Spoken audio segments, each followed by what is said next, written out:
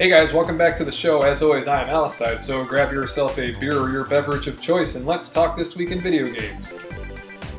Alright, so welcome back to the show, everybody. Thank you very much for tuning in again and joining me for a beer and some gaming talk. We had an interesting week this week because TGS is starting up sometime this week, I believe, and Sony held a big press conference last night appealing to the Japanese and Asian markets. They showed some newer stuff, and I'm not entirely sure if all of it will be coming our way stateside or in the EU or Australia, but I'm guessing some of it must be, since they're a pretty major series and they've seen some good success in markets outside of Japan. So what I'm going to do today, I stayed up last night and I watched the press conference. Most of it anyway. It was like a 2-hour presentation. I kind of fell asleep after like 1 o'clock. But laundry. So yeah, so what I'm going to do today, I'm just going to do a little rundown of mostly Vita news. Today's just going to be all about the Vita. I'll just throw that at you right now. So if you're not into that, I guess I'll convince you. So we should probably start with all of the fancy new colors and stuff, since, I don't know, that's a thing, right?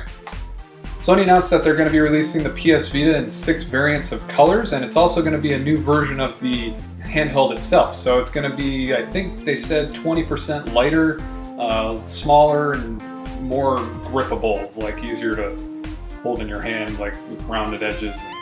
It looks very nice. It doesn't look drastically different like the 2DS. I only had one load of laundry in.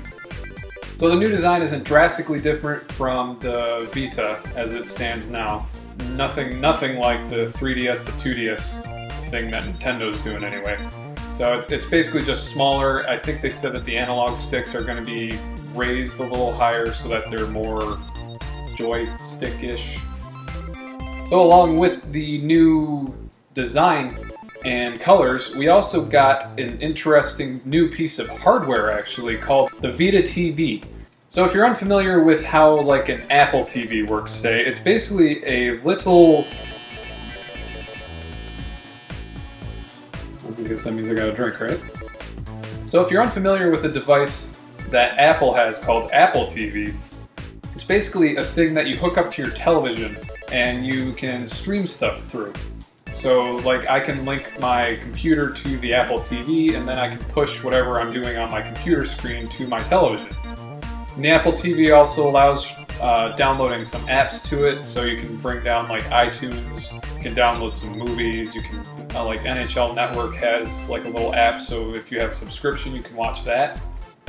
So the way the Vita TV is going to work, it's actually going to have input ports also. So you're going to be able to actually play your physical PS Vita media by plugging in the cartridges.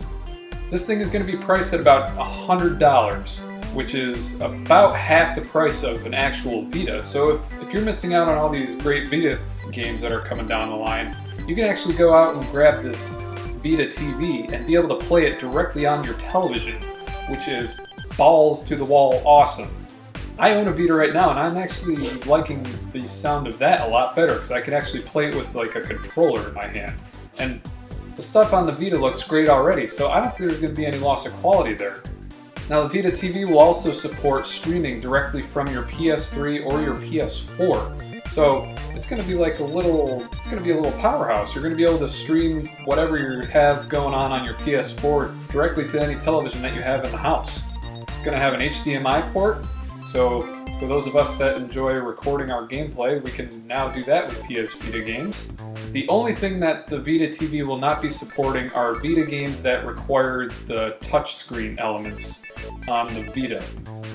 So that might knock down the library a little bit, but I'm just saying this thing looks pretty nifty. So we'll keep an eye out on that and I'll bring you more news when we hear more about it, as I'm sure we will. Alright, so we got the majority of the hardware news out of the way for the Vita anyway. So let's move on to some of the games that caught my attention, at least the ones that we haven't really heard much about stateside. Now, these are some relatively big IPs, so I would imagine that they'll be porting them over to us in English at some point in time.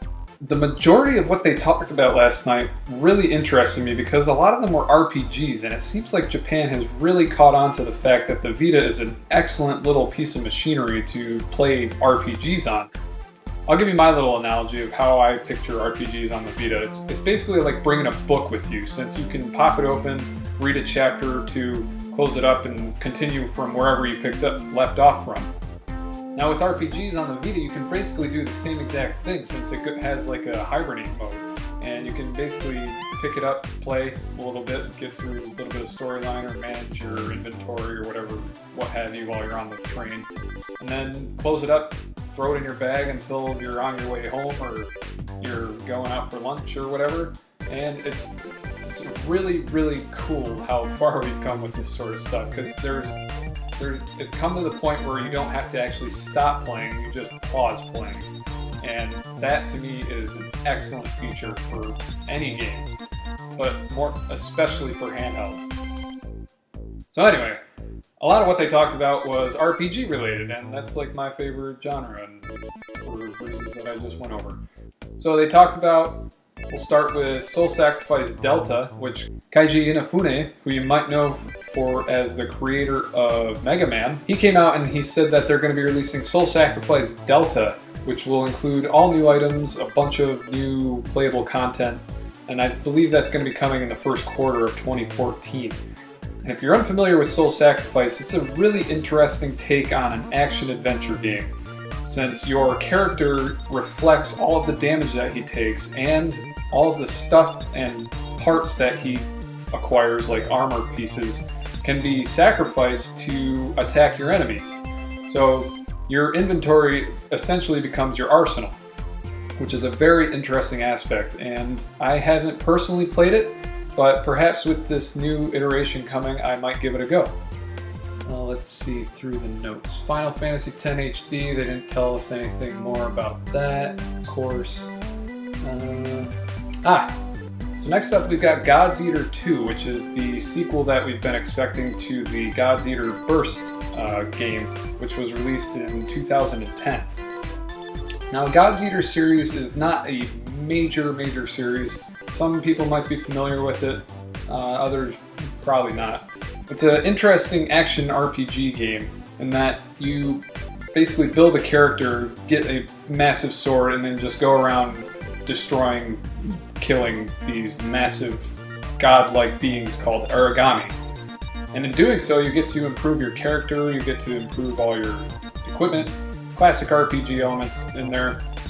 So this one has me interested. If you're at all interested in hopping into the series to check out what's going on, God's Eater Burst is actually available on the PS Vita store, PSN store. It's available for download. Go, you can find it, it's out there. And last but not least, we have Gundam Breakers. Now, I should warn you that I'm not a major fan of the Gundam fandom. I'm not entirely in queue with all that. I do appreciate the series though. I did catch a lot of the episodes as a kid, even though I didn't really know what the hell was going on. But Gundam Breakers interested me because it reminded me a lot of a game called Armored Core from back in the day, where you get to customize your loadouts and your mech. So it looks like there's going to be a lot of customization options in this one, in which you get to build your own Gundam. So there's that for you. So I think that about covers everything that I wanted to talk about today. If you're at all interested in checking out what they had to talk about, I'll link you to the full press conference. It was a little bit on the long side, but it's definitely fun to watch because the Japanese presenters are definitely interesting. And the translators actually did a wonderful job of keeping up with them, so there's that. As always, if I did happen to mention anything related to these stories, or any major story for that matter, please be sure to notify me down in the comments and tell me how wrong I was about everything. And if this is the first time that you're joining me for a beer, I usually do it on weekends, but this is like a special edition, be sure that you subscribe. You can come back and grab a beer with me, because there's always room for a beer. So until next time, thanks for joining me again. I'm Alcide, and this has been Having a Beer. Cheers, everybody.